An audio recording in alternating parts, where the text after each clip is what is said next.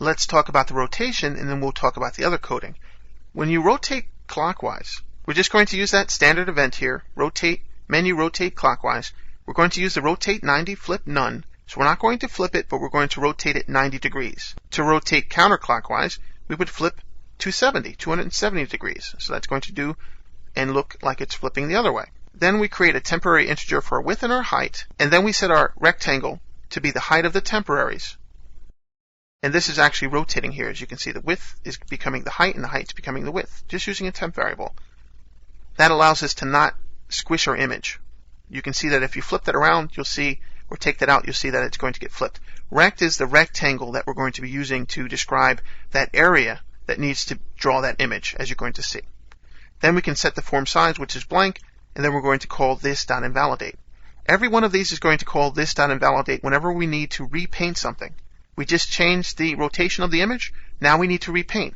So this is going to call that onPaint event. Very neat. The form paint, the event that we actually work with. Again, counterclockwise is going to do the same thing except 270.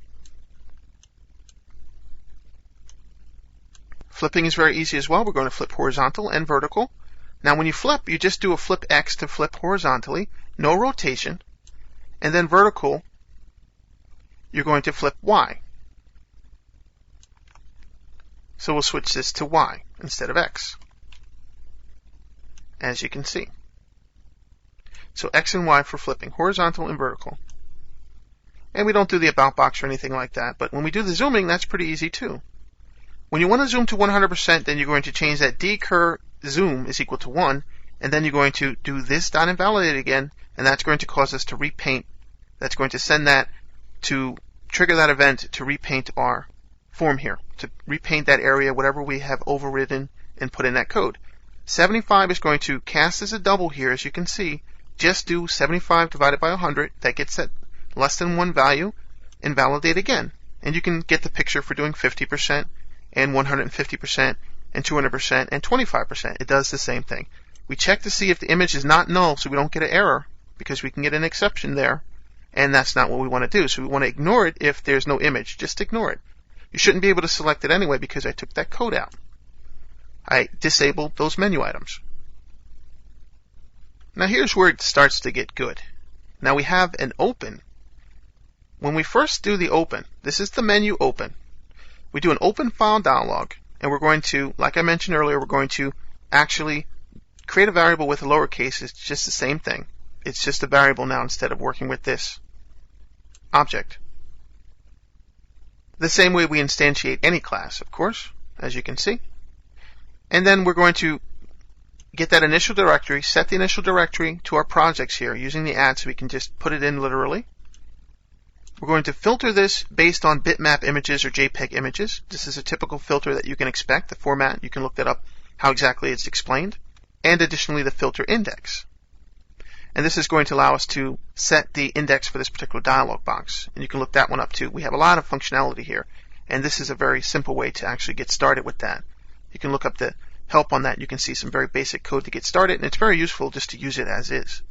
So now that dialog is going to return something. Dialog result.OK. We're going to get that from when we show the dialog box. When it's closed, it's going to return OK or cancel. You can see that we have OK. If it's OK, then we're going to create our image, bitmap cast, bitmap.fromFile, because we're putting this into an image. Bitmap is getting that static method there to get this to get the file name from the open file dialog box. It has a file name associated with it now, and just the false here as needed. This is just going to put an image into this image object here.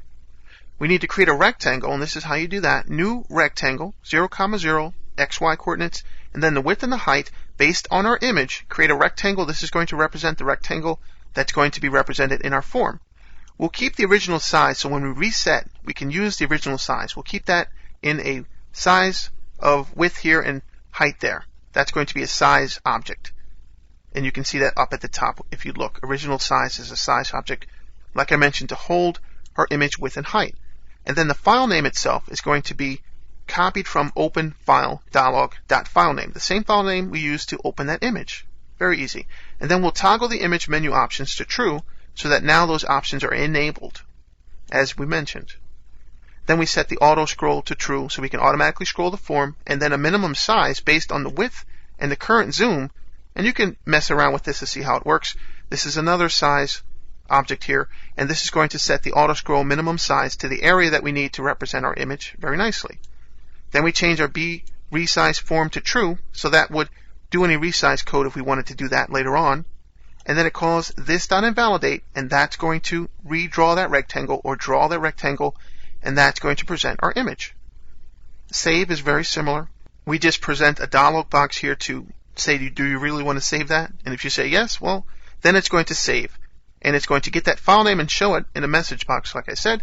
And then it just calls image.save with the file name .replace.jpg with .bitmap.